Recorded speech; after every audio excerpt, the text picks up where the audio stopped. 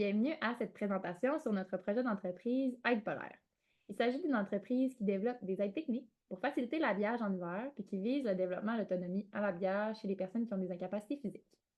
Notre idée d'entreprise a été développée dans le cadre du cours Portfolio entrepreneurial à titre de projet final de la maîtrise en ergothérapie. Donc, voici notre page de présentation. Donc, la clientèle cible de ces produits a été établie par un processus progressif que nous vous présenterons sous peu. Les aides techniques Aide Polaire ont été produites pour des adolescents et adultes ayant des incapacités physiques de tout genre, les rendant dépendants à de l'aide physique lors de l'habillage et qui vivent dans des climats variables comme celui du Québec, qui demandent que l'occupation de s'habiller et se déshabiller soit complétée plusieurs fois par jour. Les produits s'adressent à une clientèle ayant un désir d'autonomie, souvent présent à l'adolescence. C'est pourquoi de jeunes adultes sont ciblés. Donc, ce projet entrepreneurial a émergé lors de notre stage PE1 en ergothérapie, où nous avons travaillé avec des jeunes avec des incapacités physiques. Nous avons observé tous les deux des difficultés majeures qui sont liées à l'autonomie dans l'habillage de vêtements extérieurs, surtout lors de périodes transitoires comme à l'automne et en hiver. Donc, bien que certains jeunes souhaitent être autonomes, il y a un manque d'adaptation de vêtements imperméables et chauds, puis ça limite cette autonomie à l'habillage. Les fermetures éclairs et les boutons à pression sont des exemples de particularités dans les vêtements qui nécessitent souvent une aide humaine, malgré les aides techniques qui sont disponibles sur le marché à présent.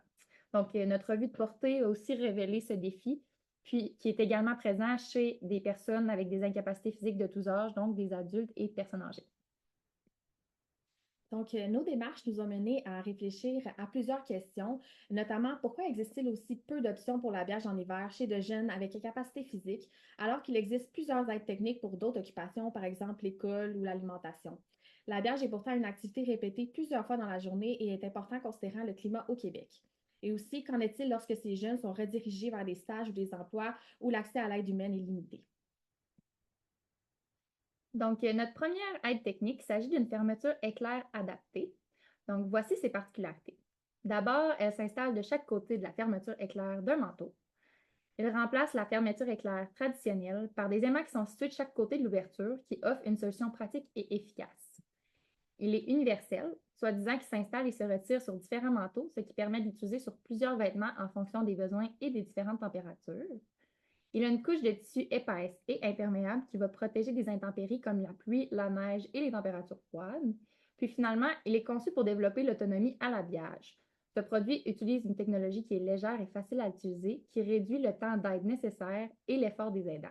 Il est particulièrement adapté aux personnes qui ont des difficultés motrices comme la spasticité, la diminution de la force au niveau des membres supérieurs, les difficultés dans les tâches bilatérales et les atteintes à la motricité fine et grossière.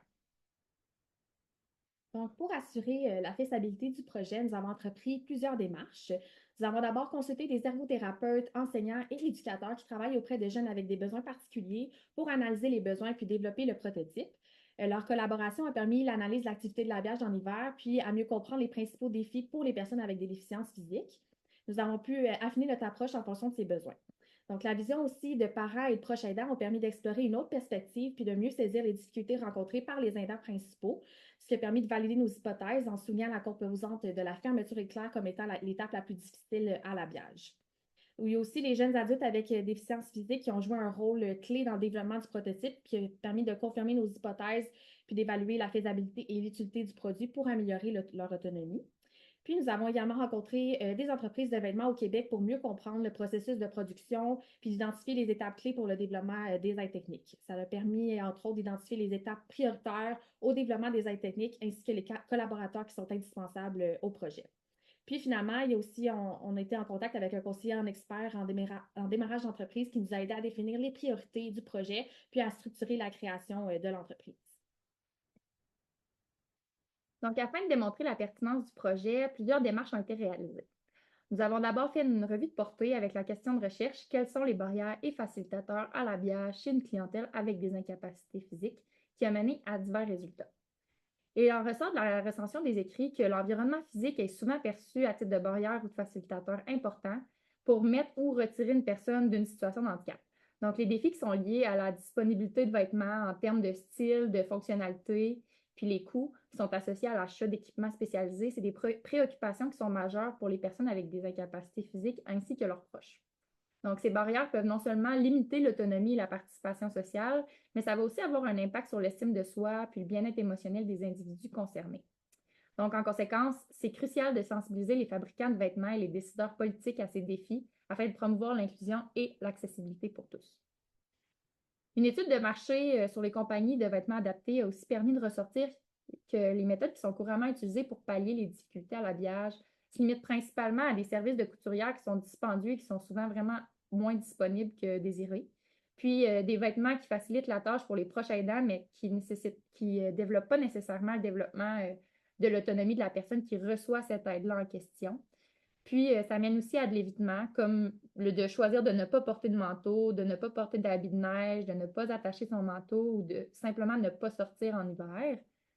Donc, les vêtements qui sont proposés par les compagnies de vêtements, c'est souvent des vêtements de tous les jours et non nécessairement des vêtements d'extérieur qui sont adaptés au climat québécois, comme les magasins de chaîne comme Target, Tommy Hilfiger et Kohl's.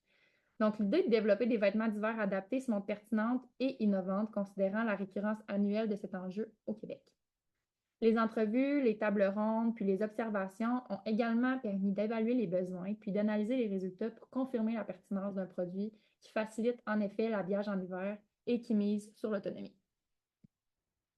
Donc, ce projet est directement en lien avec le champ disciplinaire, sachant que le développement de l'autonomie fait partie intégrante de l'ergothérapie et que l'habillage en hiver est une occupation récurrente. Il est pertinent en tant que futur ergothérapeute de s'intéresser davantage aux barrières et facilitateurs de cette occupation pour ressortir des solutions en agissant directement sur l'environnement de la personne afin de maximiser l'autonomie et de diminuer les situations de handicap. De plus, les stages en emploi pour les personnes avec des incapacités physiques demandent une certaine autonomie à l'habillage.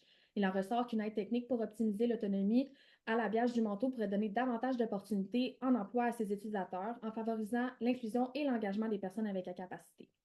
Ceci permettrait également de favoriser la participation occupationnelle à des activités extérieures en hiver. Donc, merci beaucoup pour votre écoute. Au plaisir de partager les prochaines étapes de notre projet avec vous.